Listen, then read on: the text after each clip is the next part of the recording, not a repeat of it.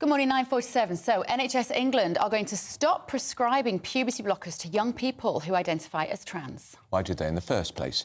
You could ask. The LGBT plus charities Stonewall said this. For some, an important part of this care comes in the form of puberty blockers, a reversible treatment that delays the onset of puberty, giving the young person extra time to evaluate their next steps.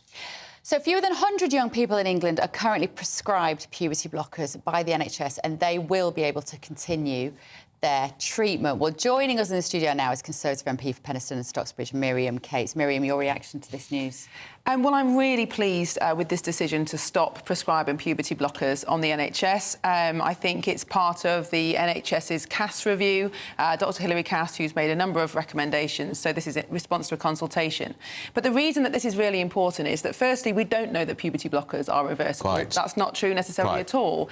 And people think about puberty as the kind of visible changes that people go through, you know, girls developing breasts, starting period, boys having facial hair. But actually, it's all sorts of other physiological changes to the brain, to the bones, to growth that happen during puberty. You can't just pause biology in time. So this is an experimental treatment, and it's, you know, fairly well agreed that medical ethics says you don't experiment on children. I was just about to say, isn't that the point? How can you experiment on children as young as 11, 12, 13 and 14? It's terrible. It is, exactly. And 98% of the children who are prescribed puberty blockers do go on to cross-sex hormones, which absolutely isn't reversible, and we know has serious and permanent damage to children for their, well, adults for the rest of their lives.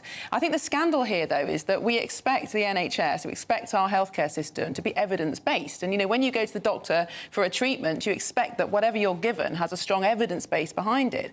And the scandal with the Tavistock Clinic is that it was driven by ideology, this belief that a child who feels like they're born in the wrong body should therefore have that feeling accepted at face value and being put on this pathway to permanent change. And that's the scandal here, that medics were able to continue under that belief for so long. Who do you credit with this victory?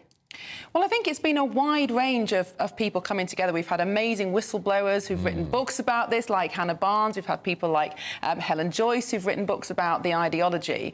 And then, of course, we've had Dr Hilary Cass, who's done this absolutely exceptional review and coined this phrase that it's not a neutral act to transition somebody, even if it's just socially transition somebody. So I think we've had the brakes kind of put on this over the last 2 years, and we've got to this point now where it's a very sensible position. But I would say that it isn't, although it's going to be illegal for the NHS to prescribe these drugs, they are available privately, online and in private clinics. And that has to be the next area to address. There were some trans activists online last night advising children and saying, ignore this, find a private clinic. Do you not sometimes feel you have to pinch yourself, Miriam, and think, how did the NHS, which is all about caring for people, allow this untested technology to be inflicted on very vulnerable young kids?